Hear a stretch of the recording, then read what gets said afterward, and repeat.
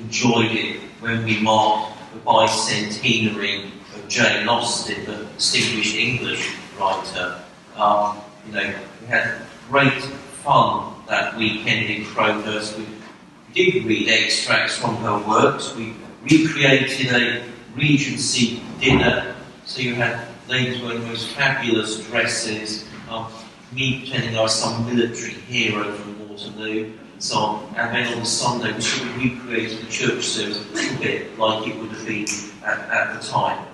So tonight, I thought it'd be nice to just bring her back again, Jane Austen, at Christmas. When Jane Austen was writing, this is over 200 years ago, Christmas was a very sort of low-key celebration if you were upper middle class or gentry. Basically, you had a nice dinner and you maybe had a dance. So Jane Austen doesn't really write about Christmas in her novels. One of her novels, Emma, Jane Austen takes us in some detail to the brink of Christmas Day itself, and then she passes over the 25th of December and simply comments that the poor weather keeps the heroine inside. Well, tonight the writer Pamela Tudor Craig has been kind enough to fill the gap.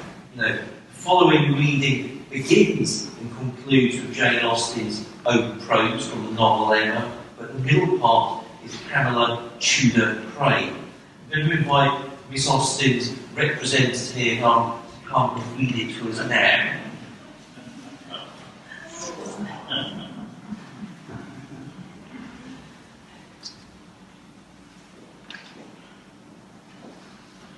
The weather was most favourable for her. Though Christmas Day she could not go to church.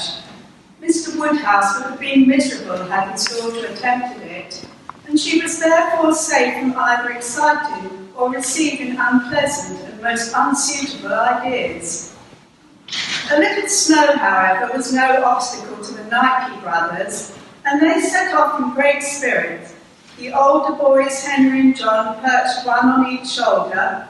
With her old toys and trinkets, Emma amused George, only 3, with his older sister Bella and her own namesake, baby Emma. The party, with the addition of the undaunted Westons, rejoined them for an early dinner, so arranged to allow the united staff of the 3 houses to have their party in the afternoon. The Knightleys gave a happy account of the church ceremony, giving high praise to the endowed musicians' gallery and the vigorous offering of voice and fiddle coming from it. Above all, a treble solo from the Donwell Shepherd's Boy. Mr. Elton had made a poor shift of his sermon. He had brought in his appeal for a steeple. Perhaps he had Mr. John Knightley's purse in mind. It was in poor taste, and he was suffering from a heavy cold. Mr. Woodhouse was alarmed. Had Emma caught it in the coach the night before? They distracted him with plans for snowballing and made a snowman. The resourceful Mr. Weston was furnished with an old hat and pipe against that possibility. While the men took the excited older children onto the lawns, Mr. Woodhouse and Isabel settled by the fire with Taylor's sermons.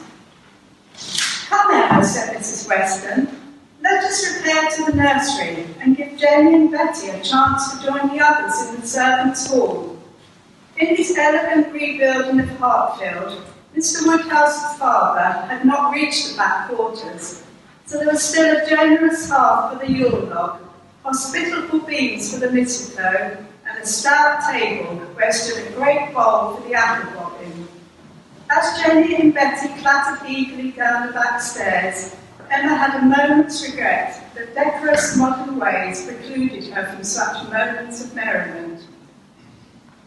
Up in the nursery, Mrs. Weston stretched for the speaking tube.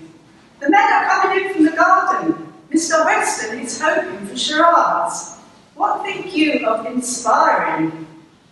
Mr. Elton put him in mind of it this morning with his hint about a steeple. Mr. Weston thought he could suggest a spire with that children's game. You know, this is a church, this is a steeple.